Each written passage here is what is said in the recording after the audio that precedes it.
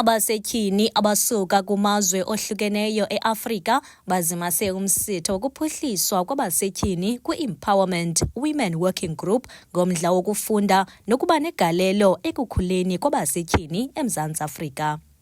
Usomashishini kwi-automotive sector lead uSiphiwo Mzwali nokuwo nombutho iWekhona uthi kuluvuyo ukuva ngemiceli-mngeni abajongene nayo bengoosomashishini basetyhini icazululwa kwaye nokubakho kwelinge lokuba nabo babe kuluhlu lokuqala lokuxhaswa ngemali. Uqhube esithi baphume kulo msitho besazi ngcono.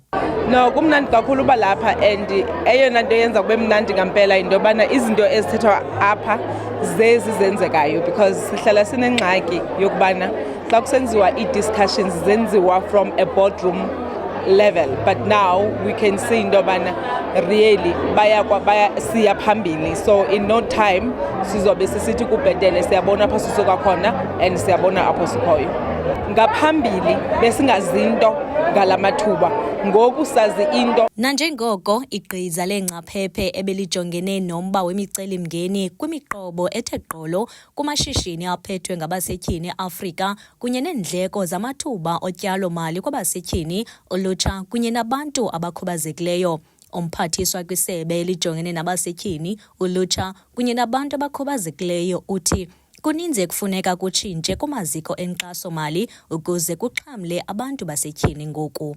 Ukwathi ubundlobongela obusekelwe kwisini kufuneka bujongwe ngesolokhozi kuba abantu basetyhini bagaxeleka kwezi meko ngenxa yokungafumani nkxaso yaneleyo de banyamezele ukuxhatshazwa.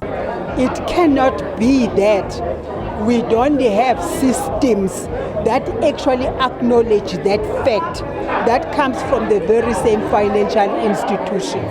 If we are good at paying back money, then of course it must be easy for us to access money. But also we're talking about market itself, which sometimes it does not favor women because the market itself has no confidence in women. And we are saying it cannot be that if you are competing with men for the same product, you're receiving reports that women have to sleep with older men in the work environment in order to get permanent jobs. And they come from poor families, they are desperate. Kila kuxhasa nokukhuthaza izakhono noshishino kubantu ababhinqileyo, iStandard Bank ibhengeze ukuba iza kutyala izigidi ezingange-$10 million zerandi kwi-African Women Impact Fund ukuxhasa abaphathi bengxowa-mali yabasetyhini abanamashishini eAfrika. Ulindeka Dzedze oyintloko yesigqeba sentsebenziswano yeemarike zehlabathi kwaStandard Bank nokwangusihlalo we-African Women Impact Fund uchulumancile ngentsebenziswano phakathi kwabo nesebe labasetyhini, ulutsha nabakhubazekileyo. Udzedze uthi amadoda kumele ukuba akhe ubuhlobo nabasetyhini kumashishini ukuze kuthulelwane amandla okukhula. Sonwabe kakhulu sichulumancile, intle into yenzeka apha namhlanje ukuba i-private sector ibambisane no-government into enkulu ukuthi kuba siyayazi bona into yoba bangazenza ii-policies yayo yonke into zingenziwa ii-declarations. Umsebenzi apho ukhoyo into yoba ezi declarations mazitranslathwe into results. Le $10 million into yoba izawubekwa inikwe abafazi abazi-fund managers, bona abaye bathi bawugqiba ba-investe kwiibhizinesi eziowunwa ngabafazi. So le mali iwish into yoba nentando yethu into yoba siraise $1 billion. Ootata mntasekhaya sithi they are essential in us in shifting institutional power, so siyabadinga yonke le nto sikwazi uyenza zodwa, funeke sibambisene. Ugqirha Nkosazana Dlamini Zuma ukholelwa ukuba abasetyhini eMzantsi Afrika bahluthwa amathuba ezandleni. Ugqirha Dlamini Zuma ucebise ngelithi amaziko ezemali mawanike ingxelo rhoqo ngonyaka malunga nokuba lungakanani uhlahlo lwabiwo-mali lwawo oluya ekuxhaseni amashishini abasetyhini. I think in every country, but let's talk about South Africa.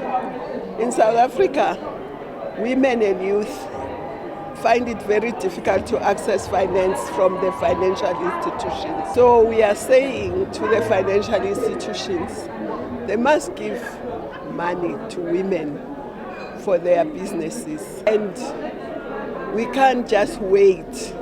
We need to know whether they are doing it or not. And that's why I was saying they must declare annually how much of the budget of their budget has gone to women. What percentage of their budget goes to women? uGeraldine Fraser-Moleki wayesakuba ngusihlalo we-UN kwikomishoni yengcali uxhobise abafazi ukuba babe nesibindi yaye bangajiki xa befuna ukuphumelela kwizinto abazenzayo. This is the message that is resonating here. Let's look at actions for and support for women-owned businesses. Let's look at how we can overcome the $42 million deficit. Let's look at all sectors of society, but let's finance it. Let's measure it. Let's ensure that there are returns to communities and to families and to the women themselves. Umphathiswa uChikunga ubalule ukuba iphupha lakhe kukubona amaziko oncedo kubantu abakhubazekileyo ekhula, kwaye isebe lakhe liyaqhubeka nokuxhobisa abantu abakhubazekileyo bafikelele kwiinjongo zabo namaphupha abo. Kwindaba ze-MPK TV, ndinguJessica Bobo, ndiseRhawutini.